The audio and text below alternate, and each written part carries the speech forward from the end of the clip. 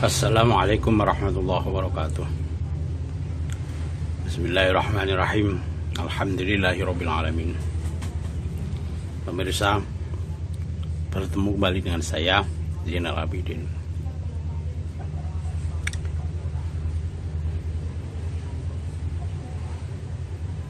Berhala-berhalamu ada dalam dirimu, ya.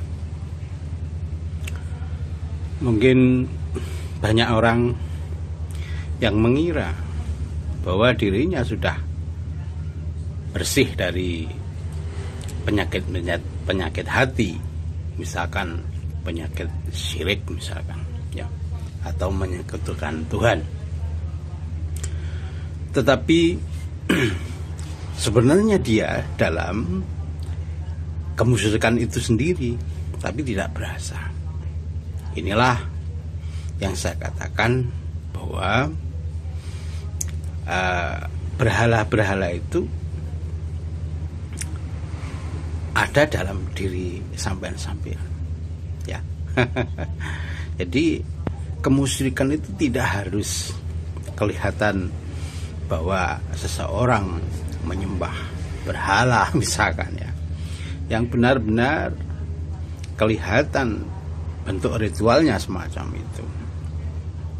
Tetapi penyakit hati yang menyekutukan Tuhan, menyekutukan Allah, dan menduakannya semacam itu, itulah yang disebut juga sebagai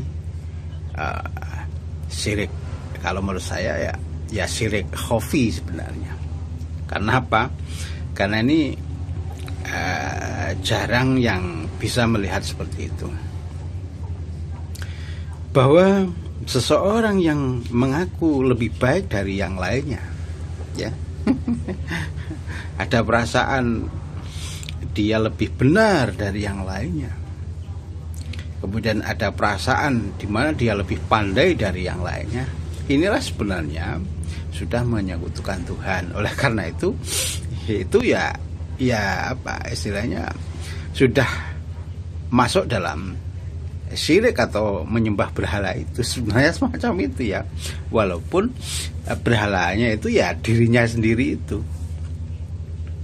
Oleh karena itu berhati-hatilah bahwa seseorang yang apa membicarakan orang lain seolah-olah dirinya yang paling benar.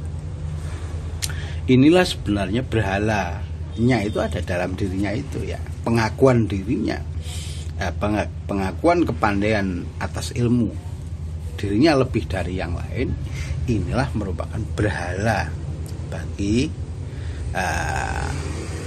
orang tersebut semacam itu, ya. Oleh karena itu sering saya mengingatkan untuk selalu introspeksi, karena kebenaran tidak harus tampak menurut sampean itu benar, ya, semacam itu. Kebenaran Allah itu tidak harus tampak benar menurut sampean, ya.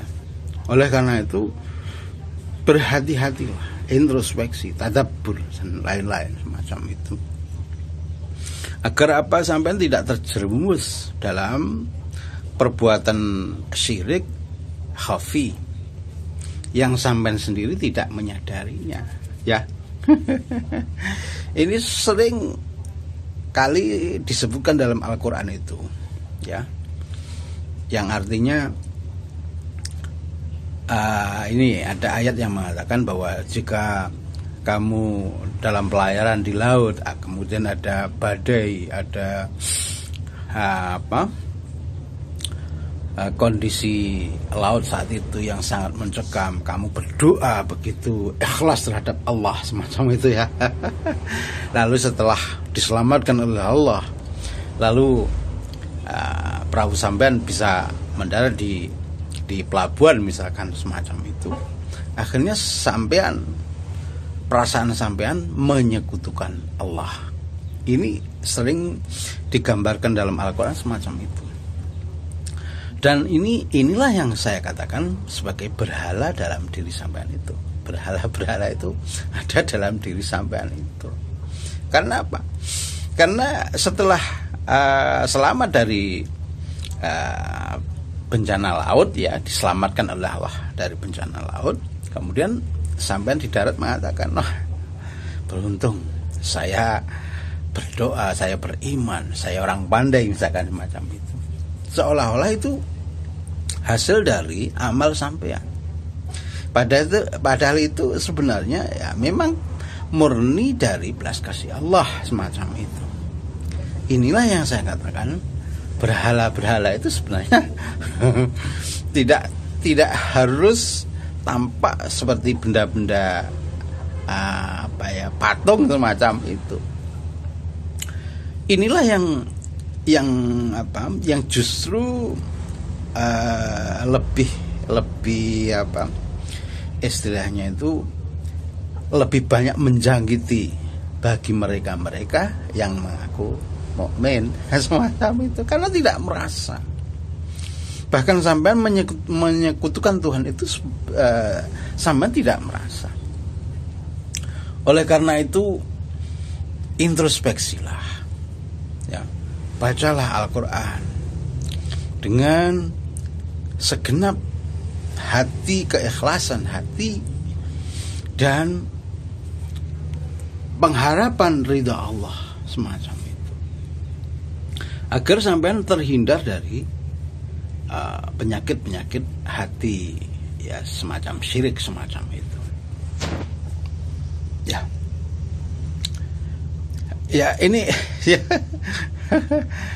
ini memang sulit dirasa kalau sampean tidak mau introspeksi, tadabbur, tafakur semacam itu, ya. Karena kebanyakan, karena sampean sudah merasa pandai membaca Al-Quran, menafsirinya, lalu memang tidak secara serta-merta mengklaim diri sampean paling pintar, ya, tapi perasaan sampean saya tahu, terpendam dalam hati sampean, merasa sampean sudah lebih baik, lebih pandai dari yang lainnya. Inilah yang sebenarnya sampean sudah menyekutukan Allah semacam itu, ya. Oleh karena itu, ya, perasaan sampean, diri sampean itu sendiri yang sebenarnya menjadi penghalang atau berhala-berhala berhala-berhala yang sampean sembah sendiri semacam itu, dan itu menyekutukan Allah semacam itu, ya. Oleh karena itu introspeksi, banyak introspeksi, banyak membaca, agar banyak literasi, ilmu-ilmu dari pendapat-pendapat ulama yang lain, sehingga akan mendapatkan referensi yang lebih baik semacam itu, ya, agar dapat mendapatkan pemahaman yang lebih baik semacam itu. Inilah gunanya untuk introspeksi, dan belum tidak merasa puas atas ilmu yang sampean dapat saat ini. Agar apa? Sampean selalu tadabbur, tafakkur, introspeksi semacam itu, ya, sehingga pada akhirnya keridhaan Allah lah yang tentunya diharapkan oleh semua insan semacam itu. Keridhaan Allah lah yang sebenarnya yang sampean harapkan, bukan ilmu sampean atau amal sampean. Karena apa? Setinggi apapun, sepandai apapun, sebanyak ilmu apapun yang sampean dapat, sebenarnya tidak ada apa-apanya dibanding Allah. Kenapa? Semuanya bersumber dari Allah itu sendiri, gitu. Lalu mengapa sampean begitu pede untuk memamerkan amal sampean yang tidak ada itu, yang tidak seberapa itu? Bahkan itu pun yang melakukan Allah itu sendiri. Allah khalaqakum wa ma ta'malun semacam itu, ya. Lalu mengapa kamu pamerkan kepada orang yang bos bosnya itu sendiri, bos amal itu sendiri, bos harta itu sendiri. Lalu pantaskah sampean memberikan sesuatu ya untuk sampean pamerkan terhadap Allah, di mana Allah itu yang memberi apa harta itu sendiri terhadap sampean? Oleh karena itu sebenarnya yang memasukkan sampean terhadap hidayah, memasukkan ke surga misalkan ya, itu bukan karena amal sampean, tapi memang karena belas kasih Allah. Karena Allah menilai sampean sungguh-sungguh misalkan ya, kemudian Allah merasa memberi belas kasih, kemudian sampean dimasukkan ke surga itu ya, semacam itu. Jadi bukan atas amal sampean yang tidak seberapa itu. Pantaskah sampean membanggakan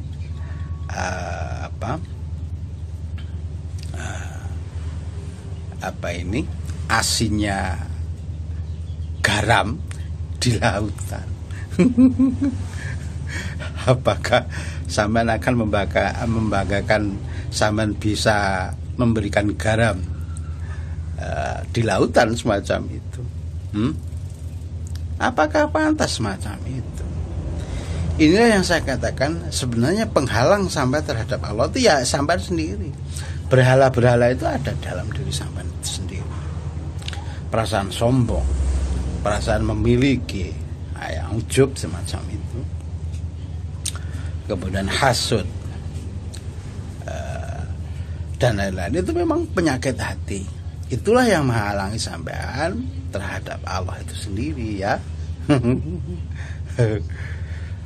Ya, oleh karena itu berhati-hatilah, introspeksi, jangan merasa puas diri atas ilmu yang sampean dapat, seolah-olah sampean sudah merasa tertinggi, semacam itu, sudah merasa paling benar, paling pandai, sudah merasa pandai dalam berilmu tauhid misalkan, ilmu tafsir dan lain-lain. Karena apa? Ya itulah, perasaan itulah yang sebenarnya itu menjadi menduakan Allah itu ya. Semacam itu. Oleh karena itu sering-seringlah baca Al-Quran itu dan memaknainya kalau bisa ya, selimit mungkin memahami Al-Quran itu sebagaimana Kanjeng Rasul memahami Al-Quran itu. Gitu loh. Ya. Jadi jangan berpuas diri dengan apa yang sampean capai saat ini, ilmu apa yang sampean capai saat ini, ya. Karena apa? Karena sampean sebenarnya tidak tahu ilmu apa yang lebih tinggi dari ilmu sampean saat ini, ya. Macam itu. Kalau sampean sudah melangkah di atasnya ya, sampean akan merasa, kemarin saya kok merasa paling tinggi, paling pintar ya, semacam itu. Oleh karena itu seringlah introspeksi, tadabbur ya. Demikian. Assalamualaikum warahmatullahi wabarakatuh.